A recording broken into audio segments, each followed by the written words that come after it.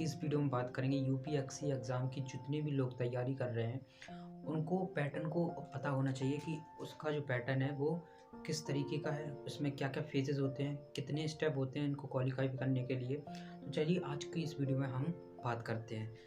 तो सबसे पहले यूपीएससी एग्ज़ाम इंडिया का सबसे टफेस्ट एग्ज़ाम माना जाता है। इसमें जो फ़ेज़ होते हैं, 3 फ़ेज़ होते हैं। एक प्री होता है, एक मेन होता है, फिर इंटरव्यू होता है। प्री जो होता है, प्री में 2 पेपर होते हैं, मेंस में 9 पेपर होते हैं, जबकि इंटरव्यू का जो नंबर है वो 275 नंबर का इंटरव्यू होता है। अब हम बात करेंगे कि मेंस में कितने पेपर होते हैं। मेंस में 9 पेपर होते हैं। सबसे ज़्यादा जो फ़ोकस देने वाला पॉइंट है वो मेंस है, क्योंकि उसका जो नंबर है वो केवल इंटरव्यू और मेंस का ही जुड़ता है। और आपका जो प्री का कोई लेना-देना है, केवल इनको क्वालीफ़ाई करने के लिए आपको मेंस में जाना पड़ेगा। तो हम पहले पेपर 1 की बात करते हैं। तो पेपर 1 में क्या-क्या आता है? तो पेपर 1 जो होता है पूरा जीके का होता है। पेपर 1 जो होता है पूरा का पूरा जीके का होता है, जबकि पेपर 2 जो होता है वो आपका रीज़निंग, आपका ये क्वालीफाइंग मार्क्स का होता है, जबकि इसमें 80 क्वेश्चन आते हैं, जबकि इसमें 100 क्वेश्चन आते हैं। इसकी अगर हम मेरिट की बात करें तो आपको जो टारगेट लेके चलना है, जो आपकी जो मेरिट है वो आपका 110 या फिर 100 मिनिमम और हाईएस्ट 110 115 के बीच में आपको नंबर लेके आना है। तो आप 100% श्योरिटी के साथ आप प्री से मेंस में आ जाएंगे। और हम पेपर 2 की बात करें तो पेपर 2 में जो होता है वो 80 मार्क्स का होता है। ये केवल क्वालिफाइंग मार्क्स होते हैं। जब तक आप इसमें क्वालिफाई नहीं करेंगे तो जब आपकी पेपर 1 की कॉपी चेक नहीं होगी, ऐसा लोग कहते हैं। और इसमें 30% ही मार्क्स आपको पासिंग चाहिए होते हैं। अब हम बात करेंगे कि पेपर 2 या मेंस के बारे में। मेंस में जो क्या होता है, मेंस में आपका पहला आपका जो कंपल्सरी है वो हिंदी है। हिंदी के बाद इंग्लिश है।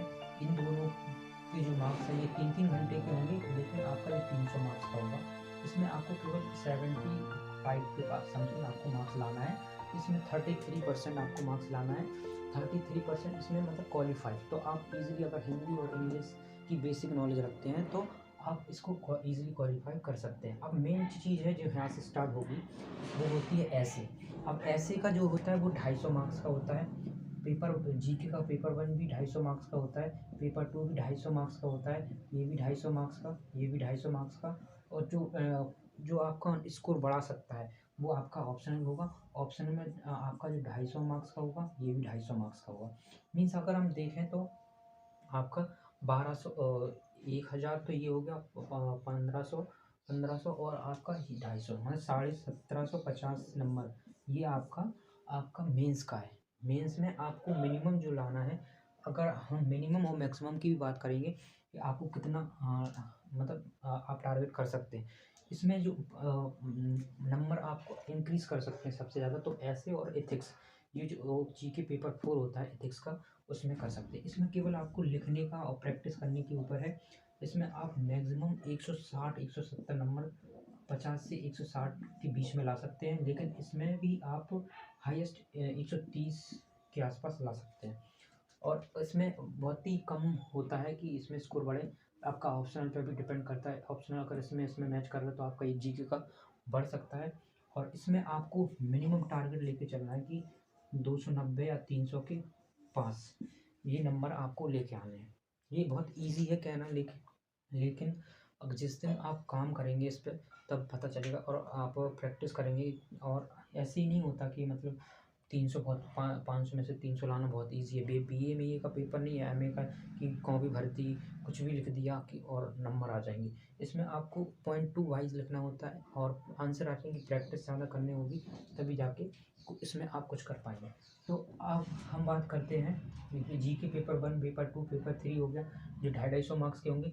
अब आपका पर्सनैलिटी टेस्ट, अगर हम बात करें 17.5 में से अगर आपके 300 और 160 या 150 ये मान लेते हैं और आपका 100 इसमें से भी मान लेते हैं, ये बहुत ही अच्छे मार्क्स माने जाते हैं। तो 1700 में 300 300 और ये 500 800, अगर 800 नंबर भी लाते हैं तो इट इज़ गुड। अब हम बात करते हैं पर्सनैलिटी टेस्ट इंटरव्यू जिसे हम बोलते हैं। तो ये 275 नंबर का होता है। इसमें मिनिमम अगर हम मार्क्स की बात करें तो 150 या 170 और हाईएस्ट 200 तक बच्चों के नंबर आ सकते हैं। तो ये आपको इंटरव्यू डिपेंड करता है आपकी पर्सनैलिटी पर, आपकी पर्सनैलिटी कैसी है और आप कितने फ़ोकस हैं अपने काम के प्रति। और ये पूरा यूपीएससी का पैटर्न था जो कि आपको समझना चाहिए। अगर तैयारी कर रहे हैं तो सबसे पहले उनके जो प्रीवियस ईयर पेपर हैं कैसे क्वेश्चन पूछता है, और फिर दूसरा आपका आता है कि आपकी जो स्ट्रेंथ क्या है, आपका मतलब यूपीएससी क्यों करना चाहते हैं। यूपीएससी अगर करना चाहते हैं तो उसमें आपका जो टाइम पीरियड है बहुत लंबा जाने वाला है, क्योंकि इसका जो सिलेबस है बहुत ही बड़ा है। इसमें मैथ, फिजिक्स, केमिस्ट्री, मतलब इतना तो नहीं, लेकिन आपको बैलेंस करने के चलना होगा कि कुछ चीज़ें आपको ड्रॉप करनी होंगी, कुछ चीज़ें हैं जो आपको मार्क्स बढ़ाएँगी। तो जो जिस पे आप फ़ोकस कर सकते हैं, जिसको आप लग सकता है कि आप बढ़ा सकते हैं या इंक्रीज़ कर सकते हैं, तो उस पे ही ज़्यादा फ़ोकस करें, तो आप ईज़िली क्रैक कर सकते हैं। मात्र ये 1 डेढ़ साल की तैयारी होती है, फिर आपका केवल रिवीज़न और प्रैक्टिस होता है, और फिर आप ईज़िली पेपर को क्रैक कर सकते हैं। तो वीडियो अच्छा लगा हो तो कमेंट में ज़रूर बताएँ, नहीं लगा हो तो जो भी आपकी इच्छा हो, चैनल को लाइक, डिसलाइक जो भी करना हो वीडियो को तो करिए। और मिलते हैं नेक्स्ट वीडियो में, जब तक के लिए जय हिंद।